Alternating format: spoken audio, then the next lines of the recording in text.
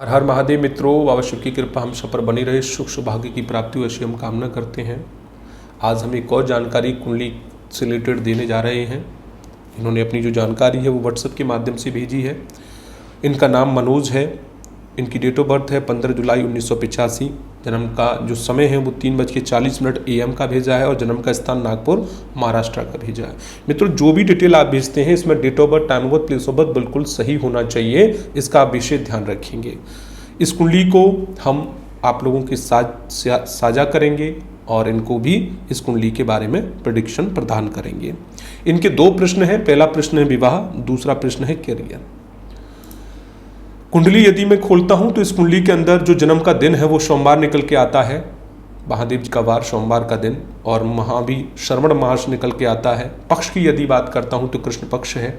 यदि तिथि की बात करता हूं तो द्वादशी के अंदर इनका जन्म हुआ है।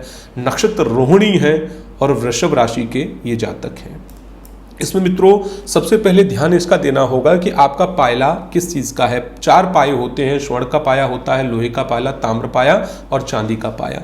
तो आपका जो पाया है वो लोहे का पाया है और सभी पायों में सबसे जो अशुभ पायला जो माना जाता है वो स्वर्ण का पाया जाता है। तो स्वर्ण के पाए के अंदर यदि किसी व्यक्ति का जन्म हुआ है तो उसका दुर्भाग्य ये होता है कि उसके जन्म के पश्चात पिता का सुख कई बार जीवन से जल्दी चला जाता है, या कई बार पिता उसको अस्वस्थ रूप से पाए जाते हैं कि पिता उस बच्चे ने जैसे ही जब से खड़ा हुआ तो पिता की सेवा करने में ही आधा समय निकल जाए। तो जो पाया लोहे का होता है वो पिता के लिए थोड़ा अच्छा नहीं माना जाता है। तो आप अपने पिता का हेल्थ का ध्यान दीजिएगा। मिथुन आपकी लगन है और वृषभ राशि की आपकी पत्रिका है। इस कुंडली के अंदर आपका पहला प्रश्न है मैरिड लाइफ और दूसरा प्रश्न है आपका कैरियर। तो पहले हम मैरिड लाइफ से शुरू करते हैं, क्योंकि इस कुंडली में मंगल दोष का प्रभाव पाया गया है। यदि इस कुंडली के लगन भाव में सूर्य के संग मंगल बैठा है और किसी कुंडली में मांगलिक दोष लगता है, खास करके मिथुन लगन के अंदर, तो ये मैरिड लाइफ में बाधाएं प्रकट करता है। मैरिड, अब यहाँ 2 प्रश्न हो सकते हैं। पहला कि विवाह में अड़चनें आ रही हैं, और दूसरा विवाह हो गया हो तो पति पत्नी के बीच में बाधाएं चल रही हों। देखिए मित्रों, यदि कोई व्यक्ति मंगली होता है तो अपना विवाह उसे पूरी तरह चेक करा के करना चाहिए कि भावी वर वधू दोनों ही यदि मंगली हो तो उनके लिए शुभ रहता है। और यदि विवाह से पहले का प्रश्न हो तो आपका विवाह नहीं हुआ है तो विवाह में ये अड़चनें पैदा करेगा। इसलिए मंगल दोष का आपको उपाय करके चलना चाहिए। मंगल ग्रह के प्रति जो सकारात्मक कार्य होते हैं उनका उपाय आपको करना चाहिए। मंगल दोष क्या कर रहा है? यदि विवाह हो गया होगा आपका तो पति पत्नी के बीच में वाद विवाद करेगा, और यदि विवाह नहीं हुआ है तो रिश्ते होंगे और ये ब्रेक कराएगा। शादी हो जाए, ब्रेक हो जाए, रिश्ता हो, ब्रेक हो जाए, ऐसी स्थिति ये प्रकट करके चलता है। तो मंगल दोष के लिए मैं उपाय शुरू में ही बता देता हूं।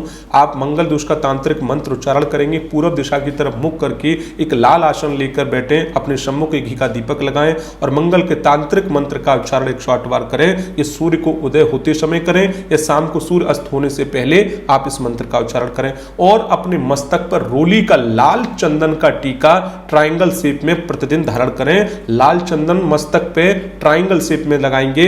ऐसा करने से मंगल का जो नेगेटिव प्रभाव है, विवाह आदि में अड़चनें प्रदान करना, यह विवाह के बाद पति पत्नी के बीच में अड़चनें प्रदान करना, उसमें आपको रिलीफ मिलना शुरू हो जाएगा।